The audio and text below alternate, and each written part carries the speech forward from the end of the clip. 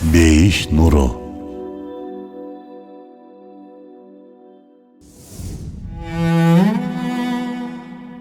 Бүгүнкү чыгарылышыбызда ушундай бир ибадаттан сөз кылабыз дейсиңер. Ал бейиштеги Райян эшигинин ачкычы. Райян эшиги аны менен ачылат. Ким ал ибадатты аткарса, өтмүштө кылган күнөөлөрү кечирилет. Ал тозок отунан сактаган бир калкан, сабырдын жарымы, шахвани каалоолорду тизгиндөөчү. Ал кулчулукту аткарган адам дуа кылса, дуасы кабыл болот. Ал ушундай бир ибадат дейсиң, анын сыйлыгын жана сообун Аллахтан башка эч ким бербейт. Дагы ал ибадат тууралуу айта турган толгон токой сөз бар. Кайсы ибадат болду экен деп бүйүрүңүз кызыдыбы? Андай болсо дароо айталы. Ал орозо. Куттуу Рамазан, шүгүрдүн ачкычы. Рамазан сөзү кандай мааниге келе турганын билчү элеңиз. Бул Рамазан арабча ай аталыштарынан 9-айга берилген ат. Рамазан сөзүнүн мааниси жана бул куттуу айга Рамазан деп аталышынын сыры ушундай. Рамазан жай мезгили аяктап, күз мезгили башталганда жааган, жер бетин чаңдан тазалаган жамгыр. Маанисин туюндурган рамба деген сөздөн чыккан. Бул жамгыр жер жүзүн тазалайт. Дал ушул сыяктуу Рамазан айында дагы орозо кармаган муумундар күнөөнүн кирлеринен тазаланып, жүрөктөрү нурданат. Башка бир айтым боюнча, күндүн катуу ысыгынан таштардын күйүп кызуусу деген маанини туюндурган рамат деген сөздөн алынган. Мындай кызыган жерде баскан адамдын буттары күйүп, кыйынчылык тартат. Ошол сыяктуу орозо кармаган адамда ачкачылыкты чаңкоону баштан өткөрөт. Машагат чегип кыйналат. Же болбосо кызыган жер буттарды күйгүзөт сыңары Рамазанда момундардын күнөөлөрүн күйгүзүп жок кылат.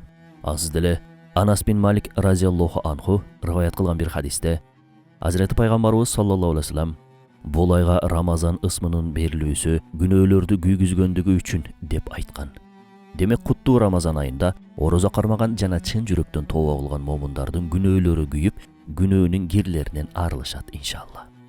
Аллах Таала эмне үчүн орозо кармоого буйруду? Аллахтын кулдарын ачка калтыруусунун себеби сыры эмнеде? Балким сизге да ушул суроо келген чыгар. Буга байланыштуу Рысалейнур тафсирлеринин Орозонун сырлары аттуу чыгармасында ушундай дейт. Аллах Таала жер бетин неемат дасторкону кылып жаратып, неематтарынын бардык түрлөрүн мин хайсу ла яхтасиб, күтүлбөгөн жерден, таризинде ал дасторконго тизип жайгаштырган. Муну менен тарбиялоочулугунун кемелдигин, кемчиликсиздигинин, мээримин жана ырайымын көргөзүп жатат. Ойлонуп көрүңүзчү, Аллах Таала жер бетин сан жеткис сыйлыктарга бөлөп койгон. Бир эле телебиз үчүн ырыскынын сан миңдеген түрлөрүн жараткан. Бир эле алманын 700дөн ашуун түрү бар. Жөнөкөй эле топурактан не бир түркүнмөмө жемиштер чыгарууда. Карасаң көзүңө, жыттасаң мурдуңа, жесең тилиңе жагат. Көз жоосун алган керемет жаратыктарды, атыр жыты аңгаган гүлдөрдү, кулактын кумарын кандыра сайраган чымчыктарды жаратууда. Булардын бардыгынан пайдалана турган сезимдерди, аспаптарды, куралдарды да бизге берген.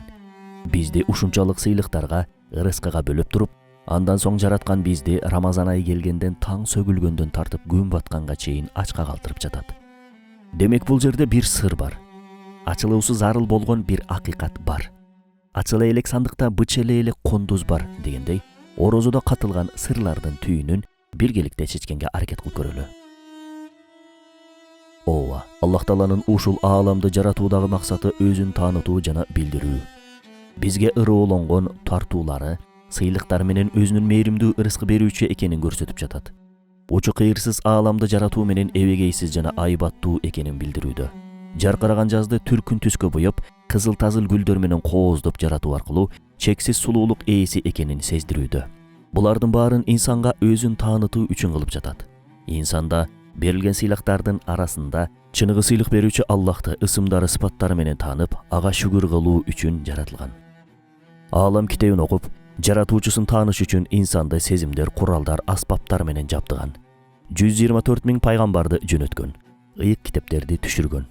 Аллах Таала өзүн таанытууда эч кандай кемтик жок. Бирок инсанда кемчилик бар. Инсан берилген тартуулардын чыныгы ээсин тааный албай, ага чындап шүгүр келтире албай жатат. Адам баласы кайдыгерликтин айынан себептерге карап, берилген неемат жакшылыктар аркылуу көргөзүлүп жаткан акыйкатты толук көрө албай, кээде унутуп калууда. Мисалы, мугалим бир теманы абдан сонун түшүндүрүп жатат дейли. Бирок окуучулар уктап же сабакка көңүл бөлбөй отурушат. Мугалим канчалык тажрыйбалуу болсо да, мектеп канчалык мыкты болсо да, окуучулар сабакка маани бербесе, мугалимдердин максаты ишке ашпай калат. Максат ишке ашуу үчүн окуучуну сабакка маани бере турган деңгээлге алып келиш керек. Дал ушул сыяктуу инсанды жаратуучусун таанып, ага шүгүр айтуу даражага алып келе турган нерсе бул орозо. Биз күн сайын ичкен суубуздун, жеген наныбыздын кадырына жете бербейбиз. Бирок орозодо бир жутум суунун, бир тиштем катыган кара нандын алтынга тете баасы бар экенин аңдап түшүнөбүз. Эмне үчүн жөнөкөй эле суунун, нандын баркы көтөрүлүп кетти? Болбосо ошол эле суу, ошол эле нан. Ансыз да алар абдан баалуу болчу. Болгону биз орозого чейин кайдыгерликтен улам нандын, суунун баркын сезе алган эмеспиз. Себеби орозодон башка учурларда ачка калууга мажбур болбогон адамдардын көпчүлүгү чыныгы ачкачылыкты башынан өткөрбөйт. Ошондуктан көптөгөн неаматтардын баалуулугун сезе алышпайт. Бир сындырым катыган нандын сыйлык даражасы курсагы ток адамдарга айрыкча бай болсо билинбей калат. Ал эми ооз ачар убакта ыймандуу адамдын назарында ошол катыган нан Аллахтын абдан баалуу неаматы экенин даам татуу органы тастыктайт. Рамазан айында падышадан тартып эң жакыр адамга чейин ар бир адам ырыскылардын баркын билип, руханий шүгүр кылат. Мисалы, бир адам шаркырап аккан көк кашка суунун жээгинде жатат дейли. Ал адам суунун чыныгы кадырын, баркын аңдап биле албайт. Экинчи бир адам мээ кайнаткан чөлдө чаңкап, суусап, каны катып, бир тамчы сууга зар болуп отурат. Эми бир чөйчөк суунун баркы эки адамга эки башка түрдө болот. Биринчисине берсек анчейин маани бербейт. Ичинен рахмат деп деле айтпашы мүмкүн. Ал эми экинчисине берсек, жашоомду куткардың, сага өмүр бою карызмын деп бүткүл жан дили менен рахмат айтат.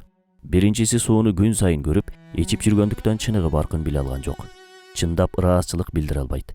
Экинчиси болсо суунун кадырын жон териси менен сезгендиги үчүн чын дилден ыраазычылык билдирет, чындап шүгүр кылат. Дал ушундай эле эгер тартуулаган сыйлыктардын кадыры, баркы канчалык билине турган болсо, Аллах Таалага да ошончолук шүгүрлөр, мактоолор айтылат. Ырас, бул ааламдын жаратылышынын эң башкы максаты шүгүр. Бул аалам фабрикасынан шүгүр өндүрүлүп чыгып турушу керек. Аллахка шүгүр кылуу деген бул рызкы неаматтарды түздөн түз андан деп билип, ал неаматтарды барктоо жана ошол неаматтарга муктаждыкты сезүү менен болот. Демек, Аллах ушул ааламдан күткөн натыйжага тактап айтканда, шүгүргө биздин орозодогу ачкалыгыбыз эң чоң кызмат кылат. Касиеттүү Рамазанда болсо ыйман келтирген адамдар тартиптүү бир армияга айланат. Күн батарга жакын эзелки султандын, башкача айтканда Аллахтын зыяпатына чакырылган таризде тамактан алгыла деген буйрукту күтүп отургандай кулчулук абалын көргөзүшөт. Ушундай абдан келен, чоң, тартиптүү ибадаты менен ошол мээримдүү даңазалуу жана жалпыны курчаган ырайымдуулукка жооп беришет. Мындай улуу ибадатка жана кереметтүү шарапатка кошулбаган адам инсан деген атка татыктуу боло алабы? Аллах Таала баарыбызды инсан деген атка ылайык өмүр сүрүүнү насип кылсын. Орозодо тууганыбыздын, досубуздун үйүнө ооз ачарга барсак дагы, үй ээси да кошулуп, эзелки султандын чакырылган коногу болобуз. Эмне үчүн? Үй ээси ооз ачар маал боло электе тамакка карагыла десе, тамак жей алабызбы? Албетте жок. Үй ээси ала бергиле десе, дагы эч ким тамактан ала албай турса, демек дастаркондун ээси башка бир зат болгон. Анын буйругусуз эч нерсе кыла албайбыз. Мына, Рамазандагы орозо чыныгы, таза, улуу жана жалпы шүгүргө жол ачат. Адам күндүзгү тамактан тыйылуу жагы менен бул ырыскылар менин мүлкүм эмес. Аларды каалагандай пайдалана албайм. Демек ал башка бирөөнүн мүлкү жана сыйы. Анын уруксат буйругун күтөм деп неаматтардын чыныгы баалуулугун билет. Мындай кылганы руханий түрдө шүгүр айтуу болот. Мына ушинтип орозо көп жактан инсандын чыныгы милдети болгон шүгүрчүлүктүн ачкычы болуп берет. Эгер орозо болбогондо биз шүгүрдүн эшигин ача алмак эмеспиз. Орозо тууралуу сөз кылганда напси жөнүндө да айта кетпесек болбойт. Орозодо напси кандай тарбиялана турган боюнча да азын-олак кеп кылалы. Инсан напсиси ээн эркин болууну каалайт. Эч ким кийлигишпей, өзү каалагандай жашагысы келет.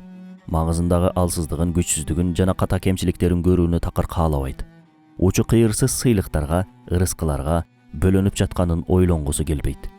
Анын үстүнө байлыгы, бийлиги, күч кубаты да болсо, кайдыгерчилик сазына белчесинен батып, Аллах берген тартууларды менчиктеп, айбан сыяктуу жутат. Кудум эле денеси болоттон жасалган сыңары өзүн өлбөчүдөй сезет.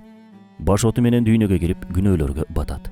Шарапаттуу Рамазандагы орозо болсо, эң чириген байдан тартып, итке минген кедейге чейин, эң кайдыгерден эң текеберге чейин бардыгына нафсисинин чыныгы маңызын көрсөтөт. Эч кимдин өзүнө ээ эмес экенин, Аллахтын уруксаты буйругу болбосо, эч нерсе кыла албай турганын эсине салат. Орозо аркылуу канчалык алсыз күчсүз экенин, өлбөйт деп ойлогон денесинин канчалык чыдамсыз экенин толук аңдап түшүнөт. Өзүнүн чыныгы маңызын мына ушундайча аңдап билген инсан ээн баштыкты, өзүнө таянууну жана менменсүүнүүнү таштайт. Жаратылышынын максаты катары эсептелген шүгүр жана колчулук милдетин орундатат. Жаман ахлактан кутулуп, күнөөлөрдөн жана бузукулуктан баш тартат. Аллах Таала жалпыбызга напсисинин эмес, жараткандын кулу болушту насип кылсын.